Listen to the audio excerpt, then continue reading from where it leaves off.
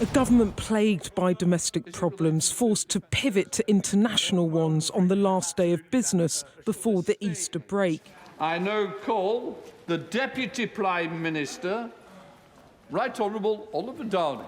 The Deputy Prime Minister confirming China's trying to undermine our democracy and sanctions will be enforced.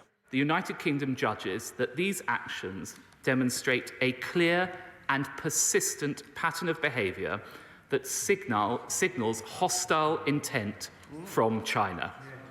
That is why the United Kingdom has today sanctioned 2 individuals and 1 entity associated with the Chinese state-affiliated APT-31 group for involvement in malicious cyber activity targeting officials, government entities and parliamentarians around the world.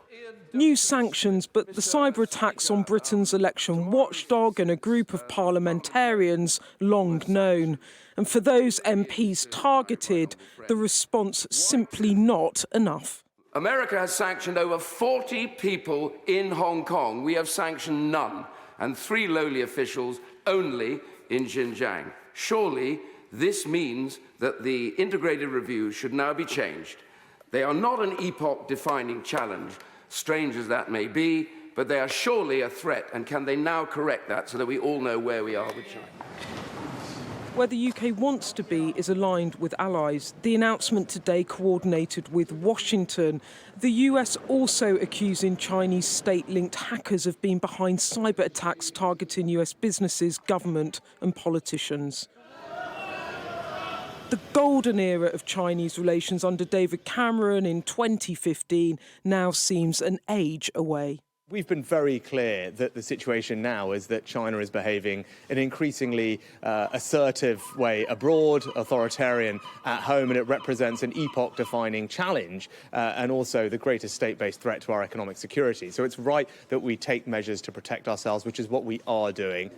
United with allies over the threat, but divisions still between government and MPs about how to respond. What you said that there are still divisions within government in your statement about how to deal with this threat. There's no division amongst parliamentarians, and it's not a party political matter. Where there is, I think, still a grey area is the attitude of the Foreign Office in particular, which doesn't like to rock the boat on these matters, and how much ministers may challenge that. But the government's decision to sanction just 2 individuals and 1 company is being called feeble by some Tory MPs. Even action aligned with Western allies can't unite this fractured Conservative Party. Still in the Commons, there are voices of dissent. It seems like whatever he can do, he can't change the narrative. Well, this isn't about playing party politics. This is about defending the national security of the United Kingdom.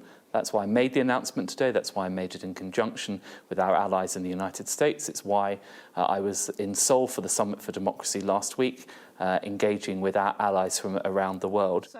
But in a bumper election year where more voters than ever in history will head to the polls in over 60 countries, how significant is the wider threat to global democracy?